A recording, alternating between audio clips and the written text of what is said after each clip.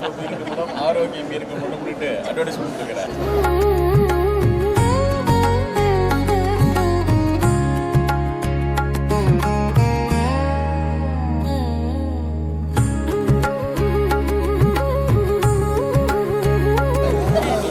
இதெல்லாம் உடம்புக்கு நல்லது தானே சார்.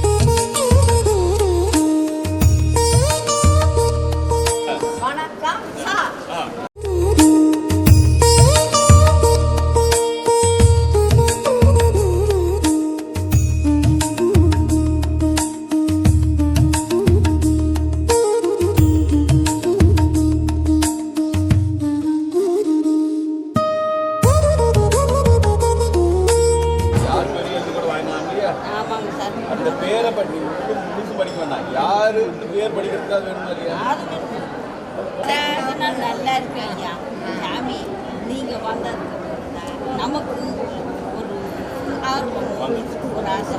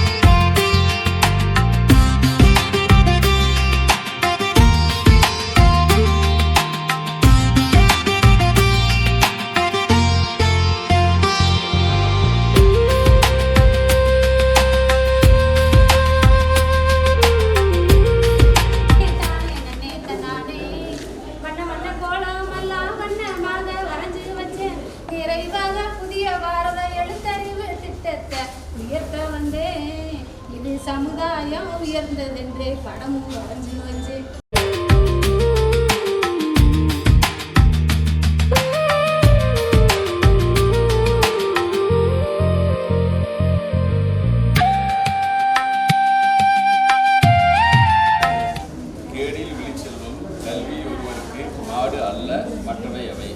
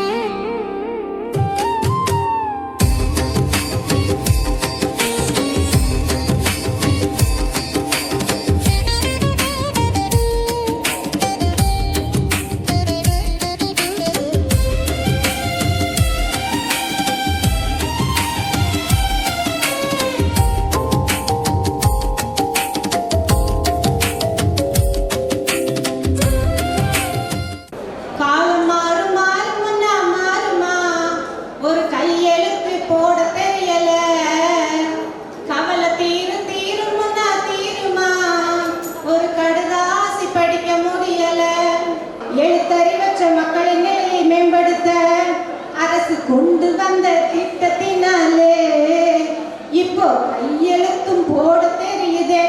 குரு வடிவாக நின்று குறையெல்லாம் போக்கினாலும் அருள் செய்ய வேண்டும் எங்கள் ஆண்டவனே உந்தன்.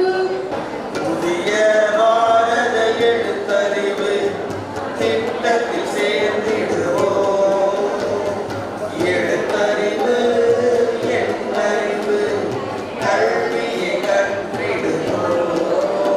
நாட்டை கற்றறிந்த மாநிலமா உருவாக்கணும்.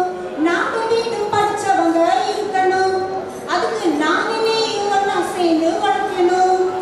எழுத்த அறியணும், எங்கள் அறியணும். தாய்மொழி தமிழத்தா வாசிக்கணும், எவா வாசிக்கணும்.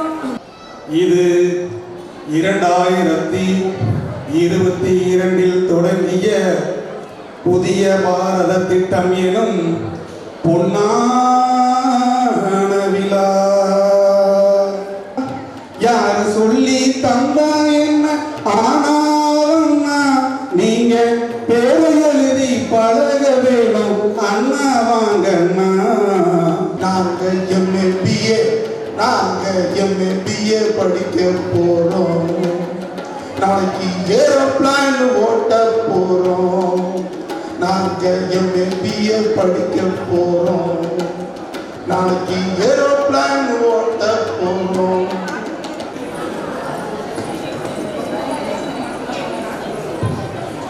திட்டம் நல்ல திட்டமுங்க, எழுத்தறிவு திட்டமுங்க. திட்டம் நல்ல திட்டமுங்க, எழுத்தறிவு திட்டமுங்க. பாரத எழுத்து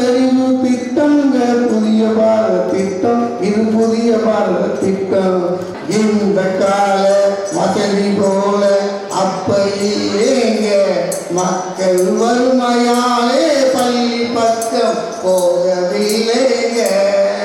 வினோத்துக்கு ஒரு கொரியர் வந்திருக்கு. அது ஒரு சைன் போடணும். சைன்ஸ் எல்லாம் எழுதணும்.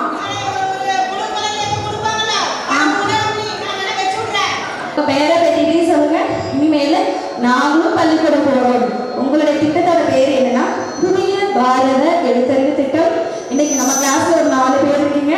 உங்களை மாதிரி தெரிஞ்சவங்க சொல்லுங்க. கருப்பாயி ராமாக்கா மூலியமா யாரை வேணா கூட்டிட்டு வாங்க. சார்பா தேர்வுகள் எல்லாம் எழுதி இன்னைக்கு வந்து இவங்க பாராட்டு சான்றிதழ் வாங்கி பாட்டையும் படிச்சு பட்டம் வாங்கிட்டாங்க. இதுதான் இந்த திட்டத்தோட நோக்கம். இதனால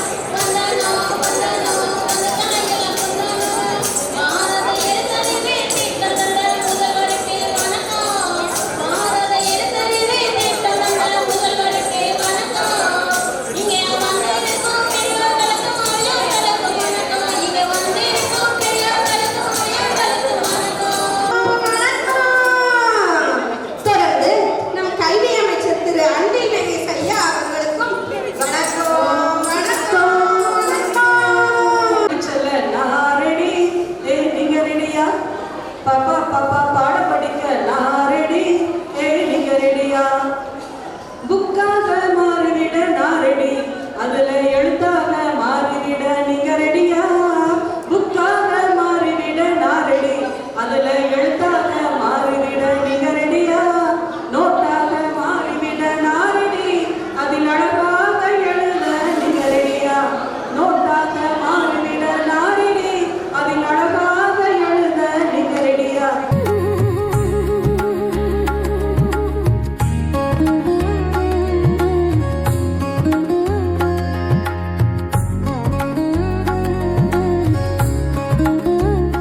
திருப்பூர் மாவட்ட உதவி திட்ட அலுவலர் அவர்களை வரவேற்புரை நல்க அழைக்கிறோம். புதிய பாரத எழுத்தறிவு திட்ட கொண்டாட்டமானது சிறப்பாக நடைபெற்றுக் கொண்டிருக்கிறது.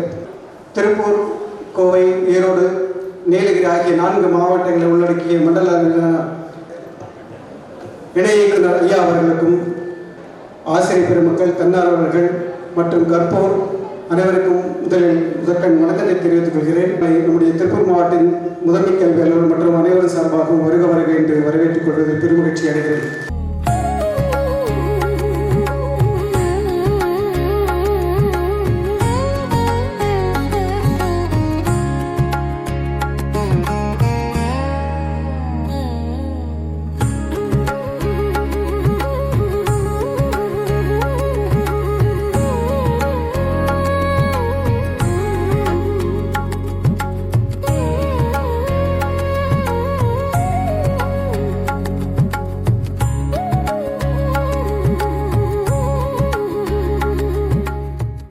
திருப்பூர் மாவட்ட முதன்மை கல்வி அலுவலர் அவர்களே வருகவே நல் வாழ்த்துரை தருகவே.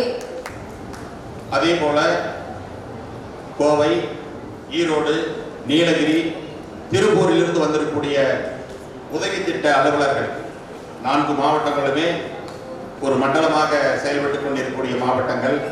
அப்படிப்பட்ட சிறப்பான உதவி திட்ட அலுவலர்கள் இங்கு வந்திருக்கிறார்கள்.